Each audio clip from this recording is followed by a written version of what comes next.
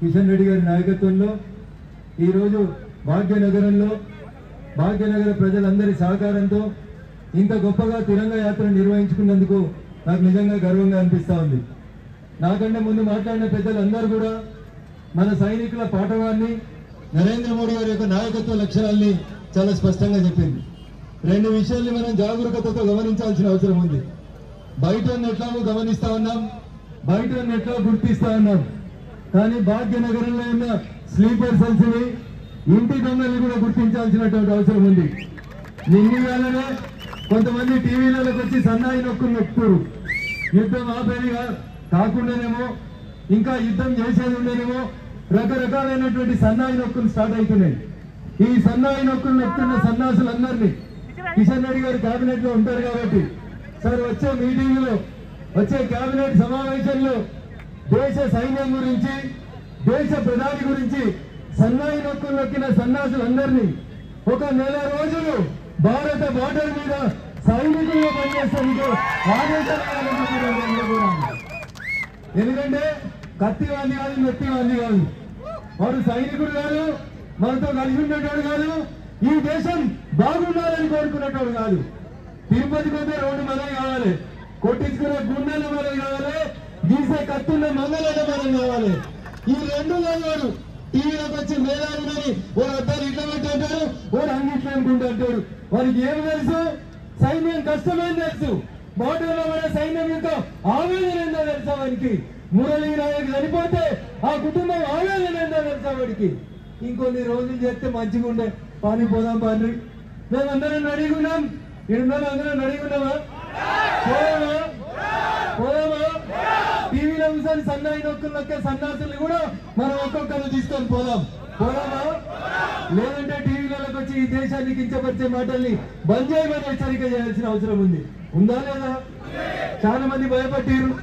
కొంతమంది తిరంగా జెండాలు వేసుకొని మనకంటే గట్టిగా పాకిస్తాన్ ఏమన్నారు, ముర్దాబాద్ అన్నారు. అన్నారా లేదా? ఎందుకన్నారు? మన బలాన్ని చూసి, మనలో వచ్చిన ఐకమత్యాన్ని చూసి, మనలో వచ్చిన చైతన్యాన్ని చూసి.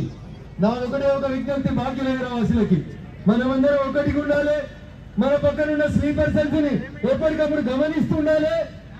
డైరెక్ట్ గా జరిగిన యుద్ధంలో ఓడిపోయినటువంటి పాకిస్తాన్ మళ్ళీ ఈ దేశంలో అంతర్గతంగా దాడులు చేసేటువంటి కుట్ర చేస్తుంది. అట్లాంటి ముష్కరులు, అట్లాంటి రోహింగ్యాలు, అట్లాంటి పాకిస్తాన్ దేశం నుంచి వచ్చి ఇల్లీగల్ ఉన్నాళ్ళు మన పక్కన ఎవరున్నా ఐడెంటిఫై చేయాల్సిన బాధ్యత యూనిఫామ్ లేనటువంటి పోలీసులైన మన మీదనే ఉంటుంది. పాపం పోలీసులు ఎంత పని చేస్తారు, వాళ్ళకుండే బాధలు వాళ్ళకు ఉంటాయి.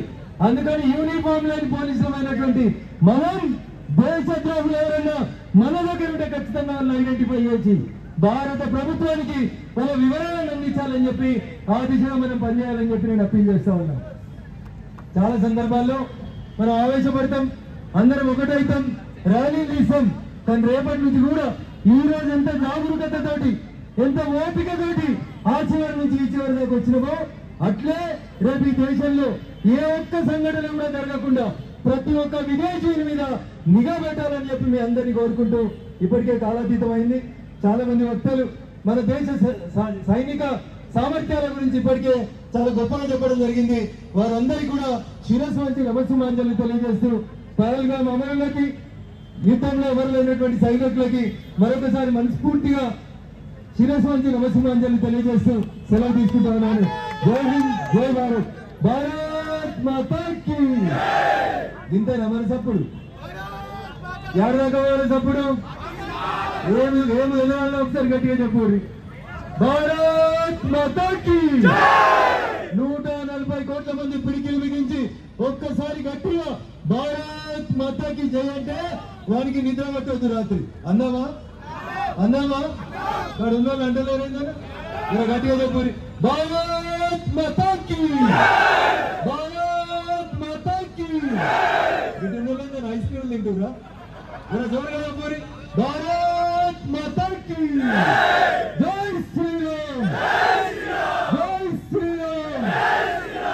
మన మధ్య కూడా ఒక వ్యోమిక సింగ్ గారు వచ్చారు, వారికి కూడా సెల్యూట్ చేయండి.